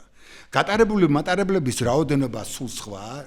რაოდენობა, ანუ ციფრები, გავატარეთ 100 მატარებელი ვთქვათ. ხოლო როცა ვამბობთ ტვირთზე, ეს არის გაზიდვის უნარი, როცა ტვირთზე ვსაუბრობ. ნუ ეგ საერთოდ არ ესმით იქით, მაგრამ რა ვქნათ, ჩვენ რკინიგზელები ამას ვითმენთ. გატარების უნარი, გატარების უნარი, გატარების უნარი. არ არის, ეს არის გაზიდვის უნარი. სხვა ფორმულაა, სხვა რიცხვებია საერთოდ. ეს რომ ორჯერ გაიზარდოს, მატარებლების რაოდენობა ჩვენს გადასარბენებზე ორჯერ ხომ გაიზრდება. სადგურის მორეგეების დატვირთვა სადგურებს შორის და ამ გადასარბენებს შორის ხო სადგურებია, მაგათი დატვირთვა ხო გაიზრდება. ჩვენს დიდ სადგურებში მახარისხებელში, თქვათ სამტრედიაში მუშაობა ხო ორჯერ გაიზრდება. აბსოლუტურად მზად არ ვართ. იცი რომ საქართველოს რკინიგზაში არ არსებობს დისპეჩერი, რომელიც თავის ტაბლოსთან რაც არსებობდა და რაც მოსპეს და რაც გაანადგურეს სამტრედიაში იჯდა დისპეჩერი, რომელიც მატარებლების მოძრაობას ხელმძღვანელობდა სამტრედიდან ვესიოლავამდე, მთელი აფხაზეთის რკინიგზის გაყოლებით. ის არის აჭერდა და ის არის გადადიოდა სადღაც სხვაგან ხეთაში, ხობში, ის არის გადაყავდა დისპეჩერ სტანდარტიაში, მართავდა. ასეთი ცენტრალიზებული სისტემა არ გვაქვს. ჩვენ მატარებლები დაგვყავს მე-19 საუკუნის ტექნოლოგიით. ანუ სადგურიდან სადგურამდე შენ რა გინდა? შენ გინდა ურმაგი მოცულობის ტირს მოემსახურო? გამორიცხე. ამიტომ მე არ ვემხრობი ვაგონების ყიდვას და ლოკომოტივების ყიდვას. პირველად ეს უნდა გააკეთო. იმიტომ რომ ახალი ვაგონს ახალი სიჩქარით, უფრო მაღალი სიჩქარით შეუძლია იმოძრაოს, ახალ ლოკომოტივს უფრო მაღალი სიჩქარით შეუძლია იმოძრაოს, მაგრამ შენ ინფრასტრუქტურა მოწყობილი არ აქვს შესაბამისად, ის იძულებულია დაბალი სიჩქარით იმუშაოს, ამიტომ ამდენი ფული სხვა რაღაცაში იყრება, ცვდება, მე ეს ლოკომოტივები გაფუჭდება, ვაგონები გაფუჭდება, დავიწყებთ ისევ მინსკის სირბილს, როგორც შტადლერის შემთხვევაში, ისევ საქართველოს რკინიგზის გაყოლებას, მოკლედ რეფორმების გარდა არაფერი არ გვიშველის. საქართველოს რკინიგზა ექვემდებარება ფუნდამენტურ რეფორმებს. ნავთობის მიმართულებით და გაზის მიმართულებით. გასაგებია ეს ჩინეთის მმართველობა, გასაგებია ჩინეთის ინტერესი ამ შუა კორიდორის მიმართ, შეიძლება გაიზარდოს, შეიძლება არ გაიზარდოს, რკინიგზის მიმართულება ძალიან სავალალო არის, მაგრამ აი ნავთობის და გაზის მიმართულება, რაზეც ახლა საუბრობთ. ეს ჯერჯერობით ძირითადად გადის საქართველოზე. მაგრამ ამასაც აქვს შეზღუდული გამტარიანობა, ასე ვთქვათ, ანუ დიდი რაოდენობით და მიდის საუბარი ფიქრი იმაზე, რომ გაიზარდოს ეს გამტარიანობა. ეს გაივლის თუ არა საქართველოზე, ეს არის საინტერესო და რამდენად სახიფათო არის ეს ახალი მიმართულების განვითარება, როგორიც არის მაგალითად აზერბაიჯანიდან სომხეთის და თურქეთის მიმართულებით გავლა, ვიდრე საქართველოზე გავლა, იმიტომ რომ მე ეხლა აი ესეთ წინადადებას წამოვაყენებ. აზერბაიჯანის მაინდა-მაინც კმაყოფილი არ იქნება, იმიტომ რომ საქართველოს აქვს, ასე ვთქვათ, ჩამკეტი ზღვაზე გასასვლელზე და მისთვის გაცილებით უფრო კომფორტული იქნება აზერბაიჯანიდან სომხეთის ტერიტორიის გავლით, ზანგეზურის კორიდორის გავლით, გაიაროს თურქეთზე, რომელიც არის მისი ძმა და მოკავშირე, ვიდრე საქართველოს მიეცეს ეს ბერგეტი. არის თუ არა საუბრები იმაზე, რომ აზერბაიჯანიდან აშენდეს გასადენები და ამას დარწმუნებული ვარ სომხეთის ძალიან დიდი ხელგაშლილი და ძალიან ბედნიერი შეხვდება განსაკუთრებით იმის მერე, რაც რუსეთის მუქარები ისმის ბოლო რამდენიმე დღის განმავლობაში თუ იმას არ აირჩევთ მე ვინც მინდა გას გადაგიკეტავთ და ასე შემდეგ სომხეთისთვის დივერსიფიცირება იქნება ჩემი აზრით შემდეგი 5-10 წლის თავარი პრიორიტეტი ამ გაზის და ნავთობის მიმართულებით არის თუ არა ეს საფრთხე იმ ერთადერთი რეალური შუა კორიდორისთვის რაც საქართველოს გეოპოლიტიკურ წონას აძლევს ზოგადად შუა დერეფანზე როცა საუბრობენ უცხოეთში მაშინ ამ აზერბაიჯანს, სომხეთს და საქართველოს და ამ ქვეყნებზე გამავალ მილსადენებსა და საერთო სარკინიგზო ხაზებს ერთად მოიაზრებენ. ისინი ამბობენ, რომ ტვირთი იმდენია, რომ ნეტა სამივე ქვეყანამ ერთად გაუწიოს მომსახურება. ეს ანუ მოთხოვნა არის, მაგრამ აქ მეორე მომენტია, გარისკავს თუ არა აზერბაიჯანი სომხეთით. სხვათა შორის მე როცა აი ამ ისტორიას ვეცნობოდი თბილისი, ბაქო-თბილისი ჯეიხანის ნავთობსადენის შესახებ ისტორიას ვეცნობოდი, თვითონ ალიევის სიტყვები მახსოვს ასეთი რომ უმოკლესი გზა სომხეთზე გადიოდაო. და ჩვენ გავიყვანეთ უფრო გრძელი გზითო.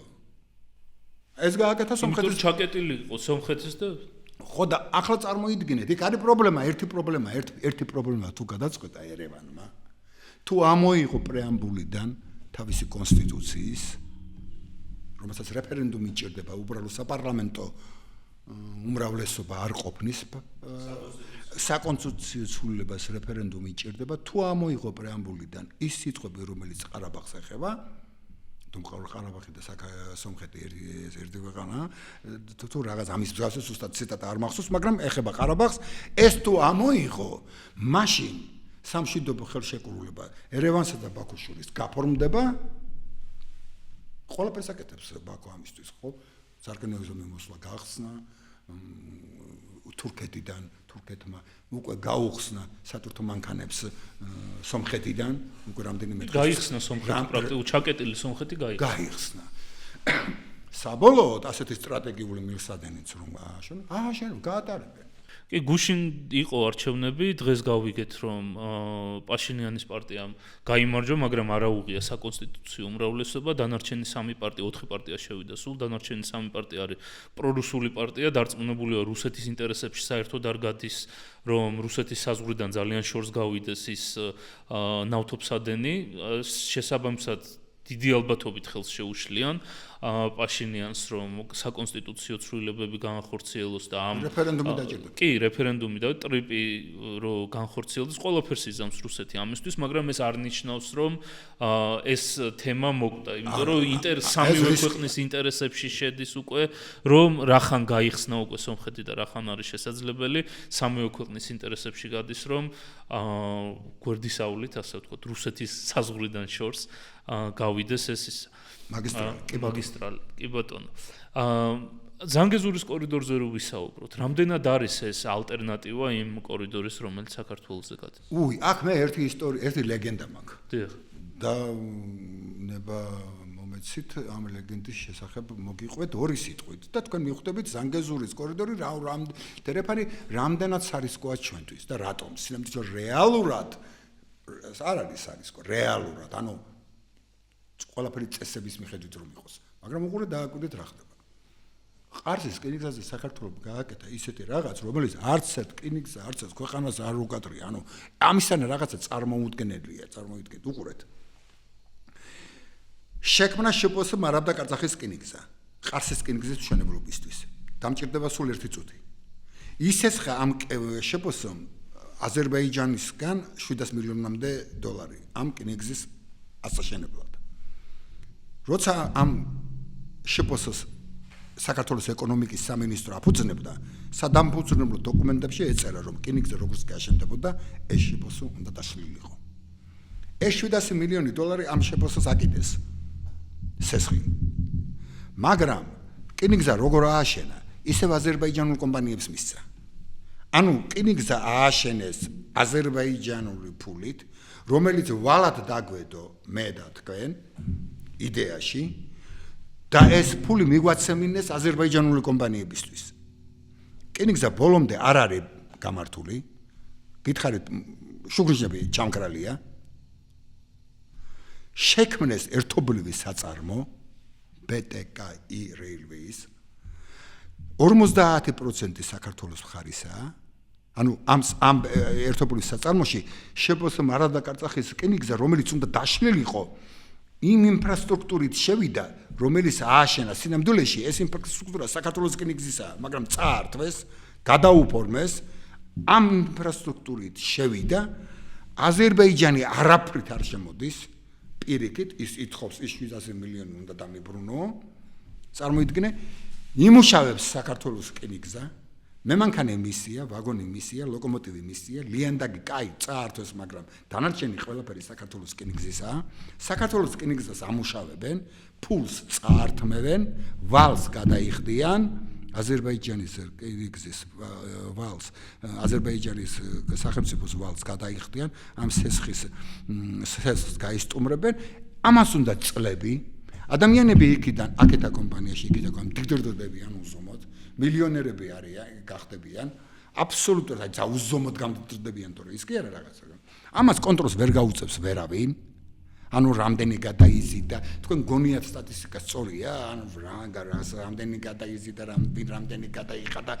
ეს ხო ყველაფერი დახურული სისტემაა, სადაც სახელმწიფო აუდიტს არ უშვებენ. საქართველოს რკინიგზაში წლები აუდიტი არ შესულა. აღარ უშვებენ, ერთხელ დააპირეს და გამოვიდნენ იქიდან, ცხური არ შეაყოფინეს იქით. ანუ მაფია ასეთი მდგომარეობა იყო იტალიაში. იტალიის რკინიგზას განაგება შესწავლილი მაქვს იტალიის რკინიგზის რეფორმა. შესწავლილი მაქვს თავიდან ბოლომდე. რა არის საშუალებაც მქონდა. მაფიის ხელში იყო და უბრალოდ როგორ გამოსტაცეს ეს მაფიოზებს ეს რკინიგზა. უბრალოდ პრემიერ-მინისტრი გახდა ადამიანი, რომელიც იტალიის ევროინტეგრაციის პროცესს ხელმძღვანელობდა და პირველი პრემიერ-მინისტრი ვერ ხდები იქ უმრავლესობა უნდა კონდეს ხო პარლამენტში პირველი რას პარლამენტს მიაღებინა ევროდირექტივებს თუ არ შეასრულებდა რკინიგზის ბოსები სასჯელი დაუწესა რა ვადებს თუ ასწრებოდნენ იჭერდნენ და ციხეში ანუ ვინ დაიჭერს გენერალურ დირექტორს ევროდირექტივები არ შესრულებისთვის არც ერთი ევროდირექტივი არ შესრულებულა ერთი შესრულდა ნაწილობრივ რა გზავთა უფლებების დაცვა ოღონდ გზავთა უფლებების დაცვაში ამ ევროდირექტივაში რა წერია იცი უნდა არსებობდეს ორგანო სადაც შეგეძლოს დარეკვა ჩემი უფლებები დაირღვა ასეთი ორგანო არ არსებობს ახლა ამ ორგანოს ფუნქციონირების გარეშე რა აზრია გამ ხო მაგრამ სათქმელად აქვთ ეს რომ არც ერთი ევროდირექტივა არ შესრულებულა საქართველოს რკინიგზა ისევ მონოპოლისტურია დამავიწყდა საიდან დავიწყეთ ახლა ეს საუბარი ტრიპიდან დავიწყეთ ხო და თქვენ წარმოიდგინეთ ახლა უყურეთ აი ეს ყარსის რკინიგზა რატომ მოგიხებით აი ამ მონაკოზე ვინ აკონტროლებს ახლა ამ გზას აზერბაიჯანი რა თქმა უნდა თავიდან ბოლომდე აზერბაიჯანი აკონტროლებს თურქეთისგან მიმავალ გზას ის თურქებს სხვა ისტორია აქვს საერთოდ გორლიენდიანი სარკინიგზო ხაზი ამოყავთ ყარსიდან უნდათ საქართველოს ტერიტორიაზე ვერ შემოვლენ მაგრამ ყარსიდან საქართველოს საზღვრამდე კარწახამდე აშენებენ უკვე ფულია გამოყაფული მსოფლიო ბანკის სესხია აშენებენ რა ორი ლიანდაგი რო შემოიყვანონ ყარსამდე ყარს საქართველოს თუ შემოიყვანს მატარებელი საერთოდ არ გაჩერდება ახალქალაქში ეშვენი მატარებელი და პირდაპირ ყარსში ჩავა და ახალქალაქის სადგურს ფუნქციას წაართოს სხვა ისტორიაა ეს ახლა უყურეთ იქით არ გვაქვს ზანგეზურის დერეფანი ხო აქეთ ზანგეზურის დერეფანი თუ ამოქმედა თქვათ აზერბაიჯანმა მაშინ რა შეაწყობს იმას თურქეთის გამოტარება ყარსის რკინიგზით მას ყოველთვის აწყობს ვალის არ დაფარვა ამ საქმიანობიდან გასვლა თუ თურქნაკადები არ იქნება იმდენი სხვა თურქნაკადები თუ წამოვიდა მაშინ გასაგებია მივხვდით რა რისკს ვხედავ მე არ არის ტვირთი არ არის სესხის დაფარვა აკონტროლებს რა ქვია აზერბაიჯანის მხარე ტვირთი მიაქვს იქით დაალაგა მაგან ყველაფერი ერევანს სესხს თუ არ გადაიხდეს კომპანია ვის ხელში იქნება უყურეთ კომპანია ვის ხელში იქნება კი არა საერთოდ ამ ხაზის აი ამ ის ხო საქართველოს მხარე შიპოს მარაბდა კარწახის რკინიგზა ხომ ამ ინფრასტრუქტურის შევიდა ამ საქმეში ამ ერთობლივ საწარმოში ვერ გადაიხდის და საქართველოს წარმოიდგინეთ ასეთი რაღაცა არ მოხდა რა არცად ახლა მე შეიძლება ისეთ რაღაცას ვამბობთ თქვენ შეიძლება საერთოდ არ დამიჯერდო მაგრამ ამოქეკეთ დოკუმენტები და ნახავთ რომ რა იყო შიპოს მარაბდა კარწახის რკინიგზა როგორ წაართოს საქართველოს რკინიგზას ლიანდაგები და უზრავი ქონება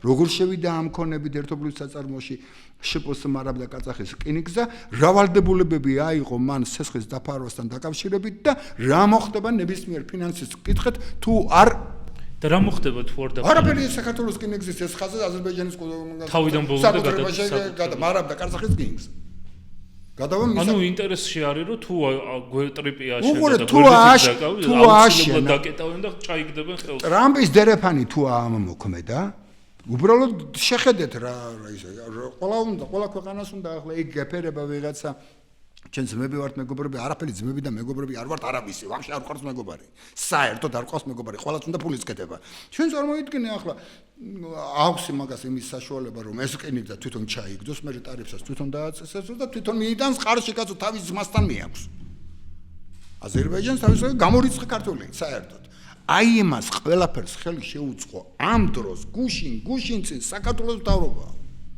რა იყო 700 მილიონი დოლარი იმისთანა რომ ამისთანა ყულფში თავი რომ შეგვერგო კაცო რა არის 700 მილიონი საქართველოსთვის თუ სახელმწიფოებრივი აზროვნება არსებობს 700 მილიონს შენ აი აქ ამ რისკის ქვეშ აყენებს საქართველოს და მილიარდზე მეც ვაგონებში და ლოკომოტივებში იხდი რომელიც ზუსტად ვიცი 5-7 წელიწადში გამოჩნდება რატომ იდიხარ ამ ხელა რისკზე? ამაში ვხედავ მე ზანგეზურის დერეფნის რისკს.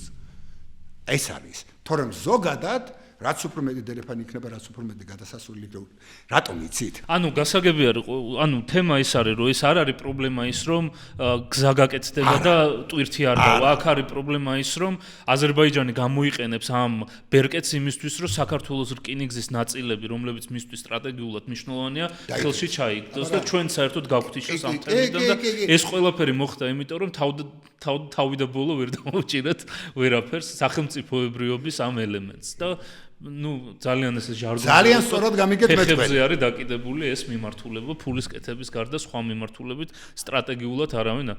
ანუ კიდევ ერთხელ რომ შევაჯამო და მაყურებელმაც რომ გაიგოს, რომ ეს შუა დერეფნის თემა, ტრიპის თემა ჩვენთვის არ არის ეგზისტენციური პრობლემა. ჩვენთვის ეგზისტენციური პრობლემა არის, რომ ჩვენ არ ვართ იმ დიდ თამაშებში ჩართული, რა თამაშებში ჩვენი მეზობლები არიან ჩართული და პრაქტიკულად ცხვირწინ გვახევენ იმ შესაძლებლობებს და იმ ქონებას, რაც არის ჩვენ შესაძლებლობებს, პოტენციალს გვართმევენ და ჩვენ ამის განვითარებისთვის არაფერს არ ვაკეთებთ და ამის შეჩერებისთვისაც არაფერ, ანუ ჩვენ სხვა თამაშს ვთამაშობთ პრაქტიკულად და ისინი უკვე სტრატეგიულ გრძელვადიან. თავრობაში, საქართველოს რკინიგზაშიც და ყველგან ამ სატრანსპორტო სფეროში ცენტრალური ადგილი უკავია ფულს და ფულის კეთების სქემებს. დანარჩენს არავინ არ აქცევს ყურადღებას. ეს რა თქმა უნდა საქართველოს სტრატეგიულ მნიშვნელობაზე ძალიან სავალალოდ აისახება. სამარცხინო. კი ბატონო. სამარცხინო. ეს არის ფარავს თუ არა იმ თემას ჩვენ ვისაუბრეთ თავიდან ბაქო-თბილისი-ყარსის თემა ვახსენეთ, შემდეგ რომ უნდა გამეხსენოთ ეს ფარავს თლიანად ამ ბაქო-თბილისი-ყარსის პრობლემას, რაზეც საუბარი გინდოდა თუ არის. ეს ერთ-ერთი პრობლემა, ერთ-ერთი, მაგრამ სუფთა ტექნიკური პრობლემაც არის, სხვათა შორის ორი წინადადებით ვთქვი, რომ თურქეთი აღმოსავლეთ თურქეთში, ანუ ჩვენს მოსაზღვრე პროვინციებში იწყებს უკვე დაფინანსებულია სარკინიგზო ქსელის მოდერნიზაციის გეგმა, ფული გამოყოფილია 2 მილიარდ დოლარზე მეტი გამოყოფილია აზიის განვითარების ბანკი, რაღაცა მუსულმანური ბანკიც არის კიდევ თუ ისლამური ბანკი და მსოფლიო ბანკი. ანუ იქ ეს ფული გამოყვეს, თითქმის ძალიან საშეხებათო სესხებია ესენი და აი ამ ფულის დახმარებით სამუშაოები დაწყებული აქვს ზოგიერთ უბანზე და 2030 წლისათვის ისინი კარწახამდე ამ სარკინიგზო ქსელის მოდერნიზაციას დაასრულებენ, მაგრამ ისინი ხედავენ ჩვენს უნიათობას და იმას, რომ თავი ვერ მოვაბით ამდენი წლის განმავლობაში ბაქო-თბილისი-ყარსის რკინიგზას 600 მილიონი ალიევის არაფერი არ არის. ანუ ხოდების სახელმწიფო აზერბაიჯანი და 600 მილიონ დოლარზე გამოგვიჭირეს ამ სესხით დაგვიჭირეს ახალქალაქს ვერაფერი ვერ გავუკეთეთ ისეთი ნიშნა ახალქალაქი ახლა უნდა გუგუნებდეს რა ყოველ შემთხვევაში ტვირთი თუ არ იქნებოდა იმდენი სადგური უნდა ყოფილიყო საჩვენებელი პერსონალი დაკომპლექტებული არავინ არ არის გუგუნის ვინმე არის მოშე ხო არ ხო საჭირო ტექნიკა დატვირთა გადმოტვირთვის ამწეები რაღაცა ტექნიკური თანამედროვე საშუალებები ეს ყველაფერი უნდა ყოფილიყო დაკომპლექტებული არაფერი არ არის და ისინი ფიქრობენ კაცო საქართველოსზე რატო უნდა ვიყოთ დამოკიდებული რა საერთოდ ნუ მაგას ყოველთვის ფიქრობენ всё მორჩა გათა და ყველაფერს აკეთებენ რო არის ყველაფერს აკეთებენ იმისთვის რომ ეს ვერკეტები რაც ჩვენში არის წაგვართვა ეგრეთ წოდებული საბჭოთა სიგანის ლიანდაგი რაც ჩვენ გვაქვს ის ამოიყვანონ ყველაფერს ამოიყვანენ კარწახამდე და შემდეგ ვიღაცას ეგრთამს მისცემენ და ის ამოიყვანს ახალქალაქის სადგურამდე და მორჩა მატარებელი სატვირთო მატარებელი აღარ გააჩერებს ახალქალაქში გაივლის პირდაპირ გამჭოლს შევა ყარსში კეთდება უკვე გაკეთებულიც აქვს უზარმაზარი ლოგისტიკური ცენტრი რომელიც მოემსახურება ამ შუა დერეფანს მორჩა წაკართვა ყველაფერი ძალიან საინტერესო არის მე ამ თემაზე მუშაობა რო დავიწყე ამ ეპიზოდის გეგმის შედგენა რო დავიწყე საერთოდ არ მქონდა წარმოდგენილი რომ ამ სიღრმეზე იყო ეს ყველაფერი ანუ თავიდან ბოლომდე ზედაპირულად რო შეხედავ არის წარმოდგენა რომ თითქოს საქართველოს შეიძლება ამ გვერდითი გზების გამო გეოპოლიტიკურ მას კარგავდეს მნიშვნელობას მაგრამ რეალურად გეოგრაფიული თვალსაზრისით ეს მნიშვნელობა არსებობს და არის მაგრამ ის ბერკეტები რაც ამ ამ გეოპოლიტიკურ მნიშვნელობას განაგებს ჩვენ ხელში პრაქტიკულად აღარ არის არც ანაკლიის სპორტის მიმართულებით, არც ლიანდაგების მიმართულებით, არც ტვირთების მიმართულებით, ანუ პრაქტიკულად ზეწოლის, ასე ვთქვათ, ძალიან უხეშად რო ვთქვათ, ზეწოლის ჩვენი ინტერესების გატარების ბერკეტები ნელ-ნელა ხელიდან გვეცლება. გეოგრაფია ადგილზეა, კორიდორი ადგილზეა, ნავთობიც გადის, ტვირთიც იმ რაოდენობით გადის, რა რაოდენობითაც ჭირდებათ, მაგრამ ჩვენ ვერ ვაკონტროლებთ და ვერ ვიყენებთ ამას ჩვენი უკეთესობისთვის და ჩვენი ინტერესების გატარებისთვის. კი ბატონო. ძალიან სამწუხარო. მოდით ახლა ძალიან რთულ კითხვას დაგისვათ. რა არის ჩვენი გადარჩენის დოქტრინა? როგორ შეიძლება ეს ყველაფერი ჩვენ გამოვიყენოთ იმისთვის, რომ ჩვენ სტრატეგიულ სამხედრო პოლიტიკურ ინტერესებში მოვაქციოთ ეს ყველაფერი? არის თუ არა ამის საშუალება თუ დაკარგულია ეს ყველაფერი და შეუძლებელია. რა შეიძლება გააკეთოს საქართველომ, რომ ეს ამ შუა კორიდორზე, რომელიც უკვე არსებობს, კონტროლი აღიდგინოს და გამოიყენოს ეს გეოგრაფიული უპირატესობა, რაც ჩვენ ახლა გვაქვს, თავისი ინტერესების გატარებისთვის.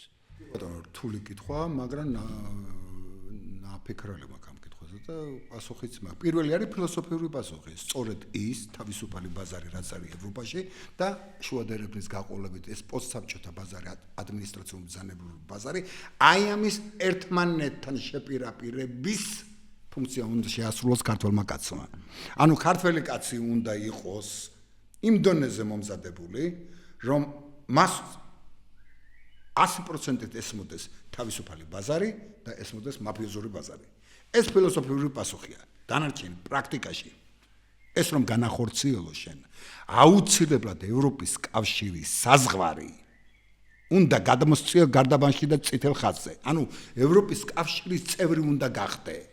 როცა ევროპის კავშირის საზღვარი გადმოიწევს გარდაბანში და გადმოიწევს წითელ ხიდთან და გადმოიწევს ახალ კარწახთან, ანუ ხო ხვდებით რას ვამბობ? იმიტომ რომ თურქეთის გაწევრიანება, ანუ ევროპის კავშირში ეს არის უდიდესი პრობლემა. ძალიან უფრო ადვილია და უფრო სწრაფად შეიძლება მოხდეს საქართველოს გაწევრიანება შესაბამისი რეფორმების ჩატარების შემთხვევაში. და თქვენ წარმოიდგინეთ ახლა ტვირთი, რომელიც ჩინეთიდან წამოვა და გარდაბანში შემოვა ევროპის კავშირში, ან კარწახში შემოვა, ხო ხვდებით რისი თქმა მინდა, ანუ ევროპიდან გამოშვებული ტვირთი უკვე იქ იმასე რა ქვია, კარწახი, ახალქალაქის უკვე ევროპული ნორმები მუშაობს. ევროპული სტანდარტები. ის ხო არავინ იგიღებს. შენ თუ რეფორმები არ ჩაატარე და შენ თუ არ მოიყვანე შენი თავი წესრიგში, ევროპაში ვინ მიგიღებს? იქ არის ლაპარაკი ხოლმე რაღაცებს. ყველაზე დიდი საფრთხე ევროპის კავშირში გაწევრიანების ყველაზე დიდი გამოწვევა არც ადამიანის უფლებებია, არც რაღაცა თეორიული რაღაცეები. ყველაზე დიდი ეს არის სატრანსპორტო სისტემა. სატრანსპორტო სისტემა, სადაც ევროპაში მატარებელი, წერია პირდაპირ, რომ მატარებელმა, სატვირთო მატარებელმა უნდა გაიაროს მინიმუმ 120 კმ/სთ სიჩქარით. მინიმუმ 120 კმ/სთ სიჩქარით ჩვენი სამგზავრო შტადლერი არ დადეს. ანუ ხვდებით გამოწვევა რამხელაა. შენ სატვირთო მატარებელი რომ გაატარო 120 კმ/სთ სიჩქარით, ეს იმას ნიშნავს, რომ დაახლოებით 3-4 საათში ჩამოიყვანო ბათუმიდან მატარებელი გარდაბნის სადგურამდე, მაშინ როცა დღე და ღამე ჭირდება 24 საათი. ანუ ეს იმხელა ნახტომია, რომელიც ადრე რო ვილაპარაკეთ, ეს სადგურის მორიგი უნდა იყოს, მაგარი განათლებული უნდა იყოს, სადგურის უფროსი, მაგარი ჭკვიანი კაცი უნდა იყოს, რკინიგზის გენერალური დირექტორი, საერთოდ მაგარი ლოგისტიკის რაღაც გიჟი უნდა იყოს. ანუ ეს გიჟები რომ გაზარდო, ამას დრო ჭირდება, ფულის ხარჯვა ჭირდება, ვაგონები არაფერში არ ჭირდება, ჩვენ და არც ლოკომოტივები. აი ამ ჭყალებში გიჟების აღზრდაში უნდა ჩადო ფული. რეფორმებში უნდა ჩადო. რეფორმები როგორი რაღაცაა, რეფორმები არ ხდება რაღაცა, კანონი მიიღე და რაღაცა. რეფორმები არის პახოთოს რეფორმებთან ერთად სწავლობ. იმიტომ რომ იქ რაღაცა პრობლემა ჩდება, იმ პრობლემის გადაწყვეტა, სწავლა რეფორმებით, ამ რეფორმების ჩატარებას, სწავლებას სჭირდება ძალიან მაგარი რკინიგზის ინჟინერები. კიდევ ერთხელ ვამბობ, რკინიგზის ინჟინერი არის სატრანსპორტო დერეფნის ფუნქციონირების და ჩვენი გეოსტრატეგიული ფუნქციის აღსრულების მთავარი სუბიექტი. შენ თუ რკინიგზის ინჟინერი შეურაცხყოფას არ ვაყენებ, კაცო საზღვაო სფეროს წარმოადგენს, მაგრამ ეს წარმოიდგინეთ, ეს ხერხემალია. მთელი ქვეყნის გაყოლებითაა. იქ პორტს რა შეიძლება რაღაცნაირად მოუარო შენ, მაგრამ წარმოიდგინეთ ბათუმიდან გარდაბრანამდე, ფოთიდან სომხეთისკენ წითელხიდამდე მატარებელი რომ უსაფრთხოდ გაატარო ამ სიჩქარით. ასეთ ძიმეტვირთი დატვირთული ორჯერ რომ გაზარდო სიჩქარე თავისუფლად რო აცხადებენ ჩვენო გატარების უნარს ორჯერ გასაგება გატარების უნარს ორჯერ გაზრდი და ავარიების მეტი არაფერი არ გექნება საქართველოს გზაზე. მიხვდით ჩემთვის რა არის, მაგრამ უპირველესი ფუნქცია რაც არის, რაც დახატული მაგ აი ვიყურები, ზეცა იქნება ეს თუ ოთახში ჭერი იქნება, იქ მე ვხედავ ქართველ ადამიანს, რომელიც ახერხებს ევროპული აზროვნების და ამ აზიური აზროვნების ისტორიულად ასე არის, ხო? სინთეზი. ანუ მე უნდა შემეძლოს ვიღაცა ყაზახი ჩამოვიყვანო აქ. ძალიან მაგარი ბუნება მაქვს, ძალიან მაგარი სტუმარ-მასპინძლობა ვიცი, ძალიან მაგარი კულტურა მაქვს, აი ამ ხრივ, ხო? ამას ვინ დამიწუნებს მე? იქიდან ჩამოვიყვანო ბრიუსელიდან ვიღაცა საქმოსელი, დავსვა ესენი კონტრაქტია გავაფორმებინა გაუშვა. საფინანსო სისტემა იდეალურია. ევროპის ფინანსურ და სოფლის საფინანსო გიგანტები, ინსტიტუტები აქ არიან, საქართველოში ოფისები აქვთ, არანაირი პრობლემა არ არის კონტრაქტების გაფორმების, სანდოობა უმაღლეს დონეზე, საზღვარი აგერ არის ევროპის კავშირის საზღვარი, გარდაბანში მაქვს, წითელ ხიდთან მაქვს, კარწახში მაქვს, გაშლილია ჩემი სატრანსპორტო სისტემა, სატრანსპორტო სისტემაში ჩემი მატარებელი ძალიან სწრაფად დადის, სამგზავრო დაფრინავს, გზავს, აგერ სტუმარი რომ მეყოლება თბილისში 2 საათში ჩავიყვან ბათუმში, ვაბანავე ზღვაში, წამოვიყვან ისევ აგრა ავიყვან მთაში, გავაგიჟებ და გავუშვებ. ეგ არის ქართველი კაცის ფუნქცია და საქართველოს ფუნქცია. ამაში ანუ ისტორიული ფუნქცია, რომ აღმოსავლეთი და დასავლეთი ერთმანეთთან დააკავშიროს. და ეს შეუძლებელია იმის გარეშე, რომ შენ არ იყო დასავლეთის ნაწილი. არ ჩამოვა. შენ რაღაცა ხო უნდა გავუკეთო მაგას საქმე. შენ დასავლეთის ნაწილი ხდები, აქეთ პოსტსაბჭოთა სივრცის ნაწილი საუკუნეებია ხარ, სიტყვა პოსტსაბჭოთა თუ არ არის, მაინც რუსული მენტალიტეტი, ეს ქრთამის მენტალიტეტი, ეს საქმის ჩაწყობის, გარიგების მენტალიტეტი რაღაცეების, და აქეთ თავისუფალი აზროვნება, ბუნება ხელს გიწყობს, ნიჭი გაქვს, შესაძლებლობები გაქვს, მაგიდა გაქვს, სკამი გაქვს, შეკრიბე, დასვე, ხელი მოაწერე, გავუშვი, всё. ეგ მეტი არაფერი.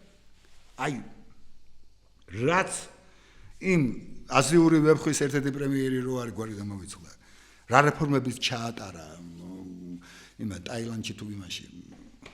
ხო, რომელიღაც აზიური 4 ვებხვიდან ერთ-ერთი რო არის რა პრემიერ-მინისტრმა ჩვენ რომ მოვიდეთ ხელისუფლებაში, თეთრი იმები რო წარსხდნენ, მოსახლეობის წინაშე წარსხდნენ აბსოლუტურად თეთრი პერანგებით, თეთრი შარულები, თეთრი ქუდები ეხურა და თავრობა დააყენა იმის ნიშნად, რომ ჩვენ არც ერთი ჩემი კაბინეტის წევრი ფულს არ მოკიდებს ხელსო და ხალხს უჩვენა ასე. და გაატარა რეფორმები. როგორი რეფორმები გაატარა? სახლები რო აუშენა, თავის მოსახლეობას ღორები აყავდათ იმაში მეშვიდე სართულზე. მაგრამ შეცვალა მენტალიტეტი და საფინანსო ცენტრი გახდა და სინგაპური. ხო და სასწაული რეფორმა ჩაატარა იმ კაცმა, მაგრამ თქვა იმან, ორი გზა მქონდაო. მე და ჩემი მეგობრები ვიქნებოდით სოფლიოს უმდიდრესი ადამიანებიო, მილიარდერებიო, ან ქვეყანა იქნებოდა ძალიან განვითარებული და ჩვენ მეორე გზა ვირჩიეთო.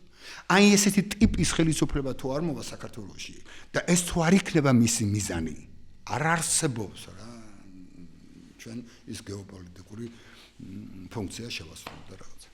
ძალიან საინტერესო ეპიზოდი იყო, ნამდვილად არ ველოდი იმ მიმართულებებს, რა მიმართულებითაც სწავლდით, მაგრამ ეს უფრო საინტერესოა, ვიდრე წინასწარ რო იცი ხოლმე რაზე იქნება საუბარი და ამიტომ დიდი მადლობა თქვენ ამ ინფორმაციისთვის, იმისთვის რომ ამ მიმართულებაში ჩაგვახედეთ და ის ნიუანსები გვანახეთ, რაც ზედაპირზე არ ჩანს.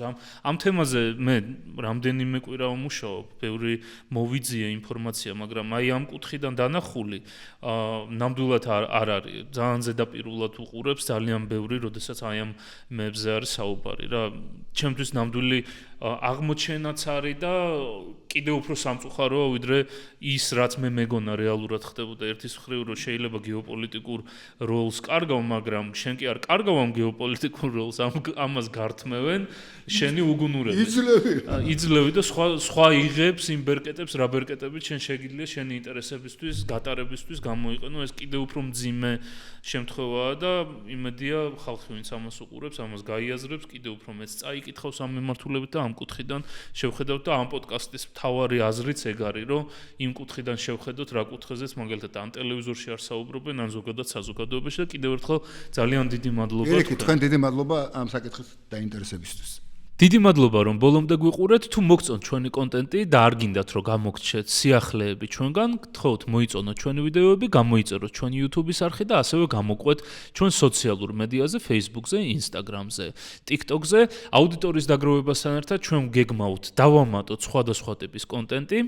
ამიტომ თუ არ გინდათ რომ გამოგრჩეთ ჩვენგან სიახლეები, გამოიწერეთ ჩვენი სოციალური მედიის გვერდები. დიდი მადლობა რომ გვიყურებთ.